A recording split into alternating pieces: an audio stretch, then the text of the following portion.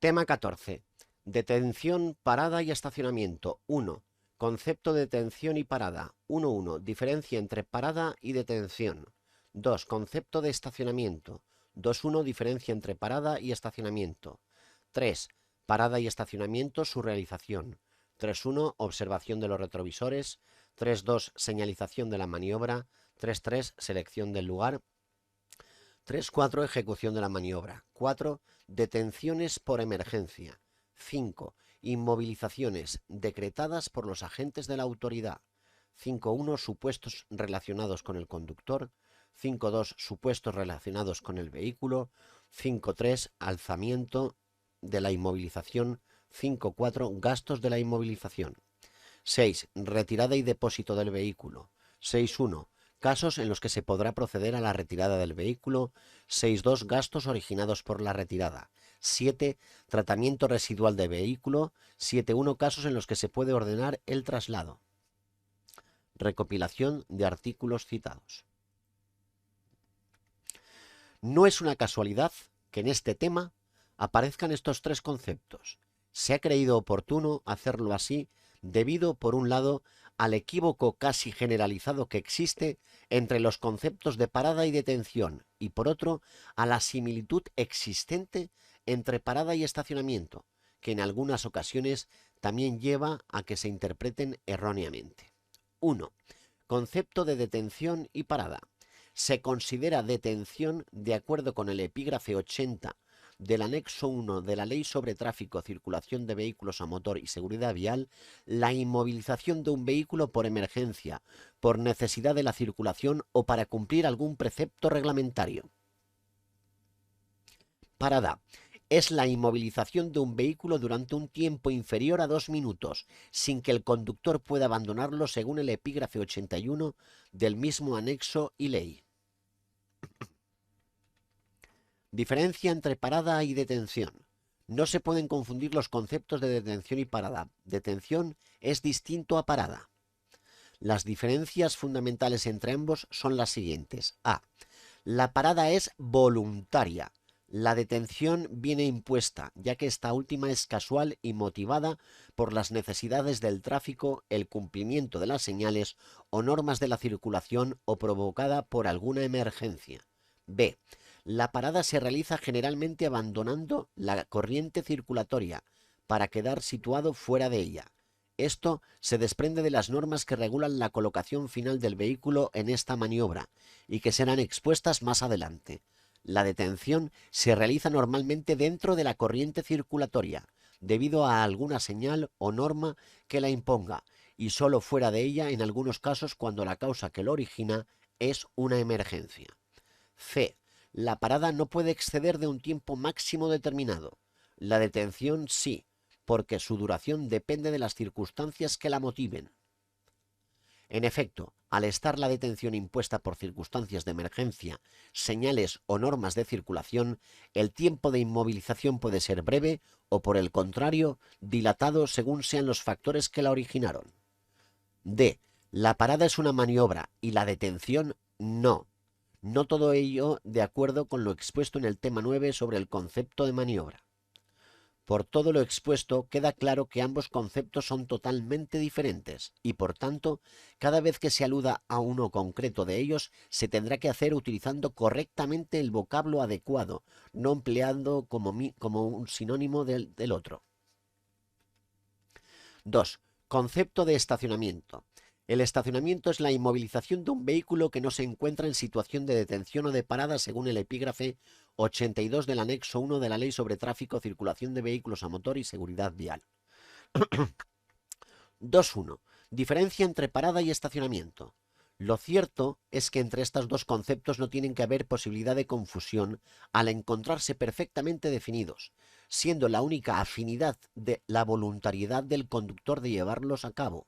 La parada y el estacionamiento, a diferencia de la detención, nunca vienen impuestos, siempre son decididos por la propia voluntad del conductor. Por lo tanto, parada es distinto a estacionamiento. La diferencia entre ambos conceptos radica en el tiempo que transcurre durante la inmovilización, mientras que el estacionamiento no tiene una duración máxima determinada, a no ser que se realice en una zona de estacionamiento con horario o tiempo limitado, la parada no debe exceder de un periodo de tiempo breve, siempre inferior a 2 minutos. Posible pregunta de examen. Precisamente, la limitación breve de tiempo establecida para la parada conlleva que toda inmovilización voluntaria igual o superior a los 2 minutos pase a ser un estacionamiento de acuerdo con su propia definición, ya que dicho vehículo no se encontraría en situación de parada o detenido. Otro error de concepto es estimar que la inmovilización voluntaria que requiere colocar el vehículo en un hueco entre otros dos es un estacionamiento, independientemente del tiempo que dure dicha inmovilización, y ello solamente por el mero hecho de situar el vehículo marcha atrás en dicho hueco. Dicha inmovilización sería una parada, a pesar de la entrada marcha atrás en dicha plaza, si su permanencia en su situación no llega a 2 minutos. Una vez definidos los conceptos de parada, detención y estacionamiento, y expuestas las diferencias existentes entre ellos, se pasa a señalar las normas que regulan su ejecución. ¿Alguna duda?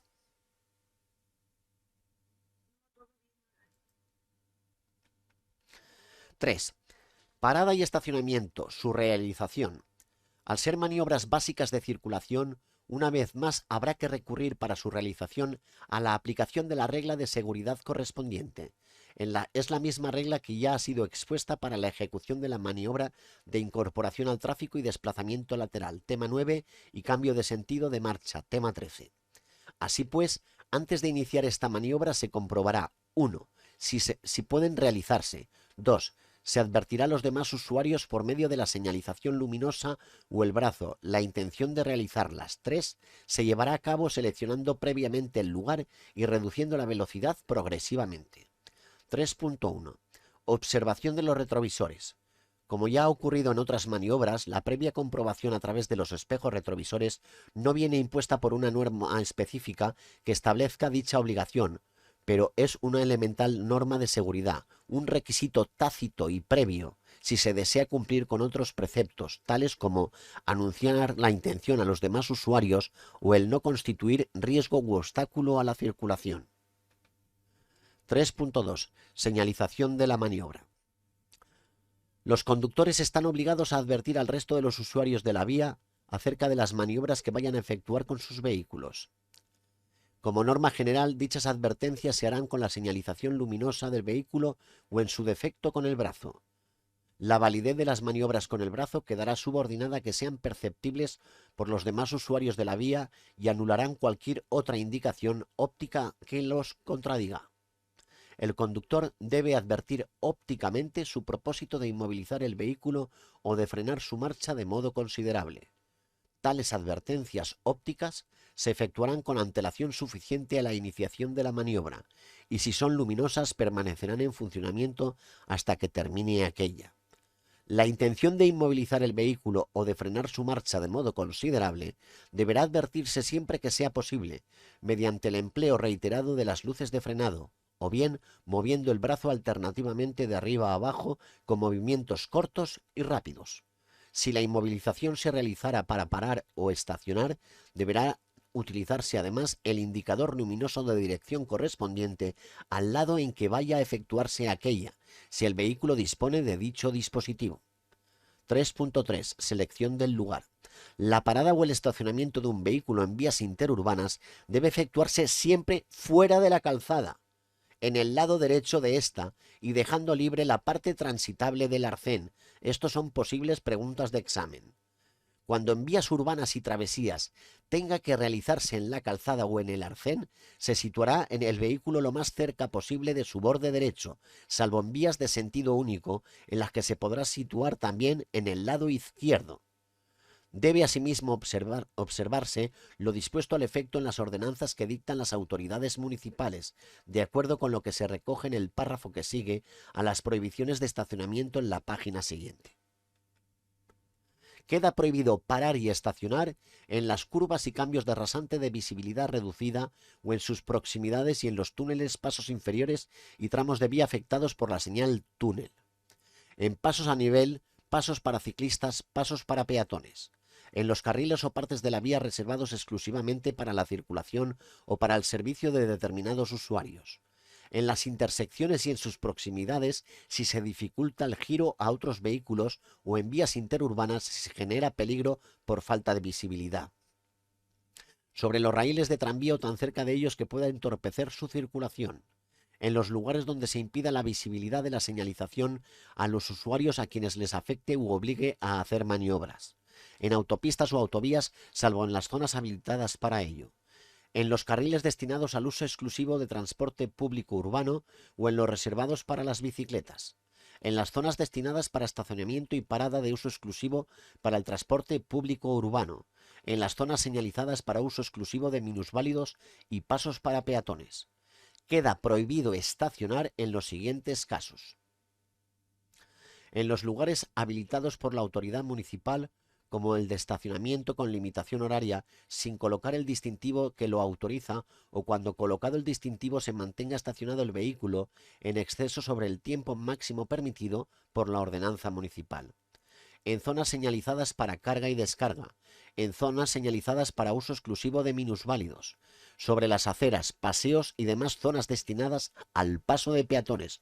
No obstante, los municipios, a través de ordenanza municipal, podrán regular la parada y el estacionamiento de los vehículos de dos ruedas y ciclomotores de dos ruedas sobre las aceras y paseos, siempre que no se perjudique ni entorpezca el tránsito de los peatones por ella, atendiendo a las necesidades de aquellos que puedan portar algún objeto voluminoso y especialmente las de aquellas personas que pudieran contar con alguna discapacidad, delante de los vados señalizados correctamente y en doble fila. El régimen de parada y estacionamiento en vías urbanas se regulará por ordenanza municipal y podrán adoptarse las medidas necesarias para evitar el entorpecimiento del tráfico, entre ellas limitaciones horarias de duración de estacionamiento, así como las medidas correctoras precisas, incluida la retirada del vehículo o su inmovilización cuando no se halle provisto del título que habilite el estacionamiento en zonas limitadas en tiempo o excedan de la autorización concedida hasta que se logre la identificación del conductor. En ningún caso podrán las ordenanzas municipales oponerse, alterar, desvirtuar o inducir a confusión con los preceptos del Reglamento General de Circulación. ¿Alguna duda? No, Ángel, todo claro. La parada y el estacionamiento deberán efectuarse de tal manera que el vehículo no obstaculice la circulación ni constituya un riesgo para el resto de los usuarios de la vía. En vías urbanas se permite la parada o el estacionamiento de las grúas de auxilio en carretera por el tiempo indispensable para efectuar la retirada de los vehículos averiados o accidentados, siempre que no se cree un nuevo peligro ni se cause obstáculo a la circulación. Se consideran paradas o estacionamientos en lugares peligrosos o que obstaculizan gravemente la circulación los que constituyan un riesgo u obstáculo a la circulación en los siguientes supuestos: cuando la distancia entre el vehículo y el borde opuesto de la calzada o una marca longitudinal sobre ella que indique prohibición de atravesarla sea inferior a 3 metros, pregunta de examen, o en cualquier caso cuando no permita el paso de otros vehículos. Cuando se impida incorporarse la circulación a otros vehículos debidamente parado o estacionado. Cuando se obstaculice la utilización normal del paso de salida o acceso a un inmueble de personas o animales o de vehículos en un vado señalizado correctamente.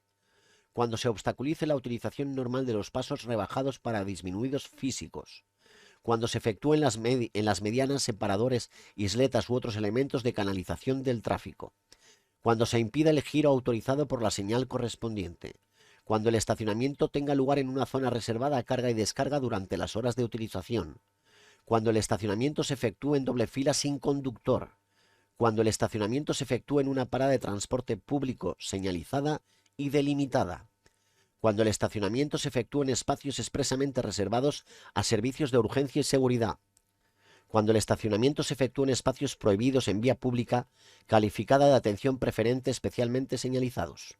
Cuando el estacionamiento se efectúe en medio de la calzada. Las paradas o estacionamiento que, sin estar incluidos en los apartados anteriores, constituyan un peligro u obstaculicen gravemente el tráfico de peatones, vehículos o animales. 3.4. Ejecución de la maniobra. La parada y el estacionamiento deben efectuarse de tal manera que el vehículo no obstaculice la circulación ni constituya un riesgo para el resto de los usuarios de la vía, cuidando especialmente la colocación del vehículo. y el evitar que pueda ponerse en movimiento en ausencia del conductor. La parada y el estacionamiento se realizará situando el vehículo paralelamente al borde de la calzada. Por excepción, se permite otra colocación cuando las características de la vía u otras circunstancias así lo aconsejen. Todo conductor que pare o estacione su vehículo deberá hacerlo de forma que permita la mejor utilización del restante espacio disponible. Cuando se trate de un vehículo a motor o ciclomotor y el conductor tenga que dejar su puesto, deberá observar además en cuanto le fuera de aplicación las siguientes reglas. Parar el motor y desconectar el sistema de arranque. Y si se alejará del vehículo, adoptar las precauciones necesarias para evitar su uso sin autorización. Dejar accionado el freno de estacionamiento. En un vehículo provisto de caja de cambios, dejar colocada la primera relación de marcha en pendiente ascendente y la marcha atrás en pendiente descendente o en su caso la posición de estacionamiento.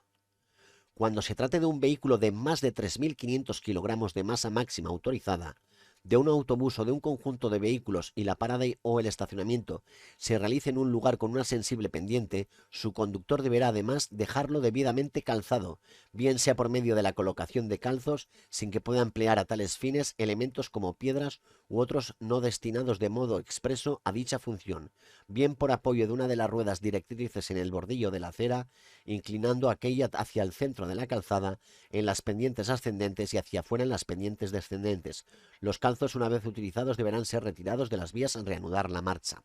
Yo aquí siempre les digo a los alumnos del CAP que en pendiente ascendente hacia el centro, que sería la abreviatura PAC, y en pendiente descendente hacia afuera de la rueda directriz, que sería PDF, es PAC ascendente, PDF descendente. ¿Vale? Se prohíbe llevar abiertas las puertas del vehículo o abrirlas antes de su completa inmovilización y abrirlas o apearse de aquel sin haber cerciorado previamente de ello no implica peligro o entorpecimiento para otros usuarios, especialmente cuando se refiere a conductores de bicicletas. Como norma general, se entrará y saldrá del vehículo por el lado más próximo al borde de la vía y solo cuando aquel se halle parado o estacionado. Como norma general, pero los conductores salimos por la izquierda. 4. Detenciones por emergencia.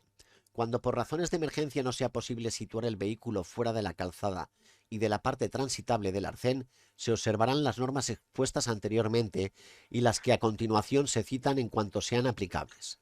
Si por causa de accidente o avería el vehículo o su carga obstaculizasen la calzada, los conductores, tras señalizar convenientemente el vehículo o el obstáculo creado, adoptarán las medidas necesarias para que sea retirado en el menor tiempo posible. Deberán sacarlo de la calzada y situarlo cumpliendo las normas de estacionamiento siempre que sea factible. Los vehículos que habiendo sufrido un accidente o avería puedan continuar su marcha, lo harán de forma inmediata asegurándose de circular con seguridad. Si precisaran de un servicio de auxilio, deberán abandonar lo antes posible las carriles de circulación y dirigirse hacia la primera salida disponible, utilizando para ello el arcén derecho. Si ello no fuera posible, deberán detenerse en el arcén derecho de la vía o en el lugar donde cause menor obstáculo a la circulación. En el caso de accidente o avería como norma general, si el vehículo está inmovilizado sin posibilidad de reemprender la marcha, los ocupantes deberán abandonar el vehículo siempre que exista un lugar seguro fuera de la plataforma de circulación y en todo caso deberán salir del vehículo por el lado contrario al flujo del tráfico sin transitar o permanecer en los carriles y arcenes que conforman dicha plataforma. Si las condiciones de circulación no permiten a los ocupantes abandonar el vehículo con seguridad, permanecerán en el habitáculo con el cinturón abrochado. En los supuestos a los que se refieren los apartados anteriores, sin perjuicio de encender la luz de emergencia si el vehículo la lleva, y cuando procedan las luces de posición y de gálibo, en tanto se deja expedita la vía, todo conductor deberá emplear el dispositivo de preseñalización de peligro reglamentario para advertir dicha circunstancia. Expedita quiere decir vacía o limpia. Se prohíbe a los usuarios de las vías cuyo vehículo haya sufrido un accidente cumplimentar el parte de accidente en la plataforma de circulación. Este proceso se llevará a cabo en un lugar seguro fuera de la vía. Todas las actuaciones que deban desarrollar los servicios de asistencia mecánica, sanitaria o de cualquier otro tipo de intervención deberán regirse por los principios de utilización de los recursos idóneos y estrictamente necesarios en cada caso. El organismo autónomo de la Jefatura Central de Tráfico, o en su caso la autoridad autonómica o local responsable de la regulación del tráfico o sus agentes, acordarán la presencia y permanencia en la zona de intervención de todo el personal y equipo que sea imprescindible y garantizará la ausencia de personas ajenas a las labores propias de la asistencia. Además, será la encargada de señalar en cada caso concreto los lugares donde deben situarse los vehículos de servicios de urgencia o de otros servicios especiales, atendiendo a la prestación de la mejor asistencia y velando por el mejor auxilio de las personas. La actuación de los equipos de los servicios de urgencia, así como los de asistencia mecánica y los de conservación de carreteras, deberán procurar en todo momento la menor afectación posible sobre el resto de la circulación, ocupando el mínimo posible de la calzada y siguiendo en todo momento las instrucciones que imparta el órgano autónomo de la Jefatura Central de Tráfico o en su caso la autoridad autonómica o local responsable de la regulación del tráfico o sus agentes. La detención, parada o estacionamiento de los vehículos destinados a los servicios citados deberá efectuarse de forma que no cree un nuevo peligro y donde cause menor obstáculo a la circulación. 5. Inmovilización decretadas por los agentes de la autoridad. Los agentes de la autoridad encargados de la vigilancia del tráfico, como consecuencia de presuntas infracciones a lo dispuesto en la Ley sobre Tráfico, Circulación de Vehículos a Motor y Seguridad Vial, podrán adoptar la inmovilización del vehículo en los supuestos que se enumeran en los epígrafes 5.1 y 5.2 siguientes. La inmovilización del vehículo se producirá en el lugar señalado por los agentes de la autoridad. A estos efectos, el agente podrá indicar al conductor del vehículo que continúe circulando hasta el lugar designado. Si el vehículo inmovilizado fuese utilizado en régimen de arrendamiento, la inmovilización del vehículo se sustituirá por la prohibición del uso del vehículo por el infractor. 5.1. Supuestos relacionados con el conductor. Se podrá proceder a la inmovilización del vehículo cuando el conductor o el pasajero no hagan uso del casco de protección o de los dispositivos de retención infantil en los casos en que fuera obligatorio. Esta medida no se aplicará a los ciclistas. Se conduzca un vehículo para el que se exige permiso de la clase C o D, careciendo de la autorización administrativa correspondiente. Tenga lugar la negativa a efectuar las pruebas para la detección de las posibles intoxicaciones por alcohol o sustancias estupefacientes o similares, o estas arrojen un resultado positivo. Se observe un exceso en los tiempos de conducción o una minoración en los tiempos de descanso, que sean superiores al 50% de los tiempos establecidos reglamentariamente, salvo que el conductor sea sustituido por otro. 5.2. Supuestos relacionados con el vehículo. Se podrá proceder a la inmovilización del vehículo cuando el vehículo carezca de autorización administrativa para circular, bien por no haberla obtenido o porque haya sido objeto de anulación, declarada su pérdida de vigencia, o se incumplan las condiciones de la autorización que habilita su circulación. El vehículo no disponga del título que autorice al estacionamiento en zonas limitadas en tiempo o exceda del tiempo autorizado hasta que se logre la identificación del conductor. El vehículo presente deficiencias que constituyan un riesgo especialmente grave para la seguridad vial. El vehículo carezca de seguro obligatorio. Se produzca una ocupación excesiva del vehículo que suponga aumentar un 50% el número de plazas autorizadas, excluida la del conductor. El vehículo supere los niveles de gases, humos y ruidos permitidos, reglamentariamente según el tipo de vehículo. Existan indicios racionales que pongan de manifiesto la posible manipulación en los instrumentos de control. Se detecte que el vehículo está dotado de mecanismos o sistemas encaminados a eludir la vigilancia de los agentes de tráfico y de los medios de control a través de la captación de imágenes. 5.3. Alzamiento de la inmovilización.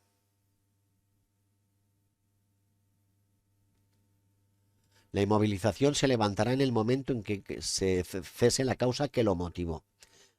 En los supuestos previstos en los últimos 3 puntos del epígrafe 5.2, la inmovilización solo se levantará en el supuesto de que el traslado al vehículo a un taller designado por el agente de la autoridad se certifique por aquel la desaparición del sistema o manipulación detectada o ya no se superen los niveles permitidos. En el supuesto recogido en el apartado 5.2, punto cuarto, se estará a lo dispuesto en el texto refundido de la Ley sobre Responsabilidad Civil y Seguro en la Circulación Vial, aprobado por Real Decreto Legislativo 8/2004 del 29 de octubre. 5.4. Gastos de la inmovilización. Los gastos que se originen como consecuencia de la inmovilización del vehículo serán por cuenta del conductor que cometió la infracción. En su defecto, serán por cuenta del conductor habitual o del arrendatario, y a falta de estos, del titular. Pregunta de examen.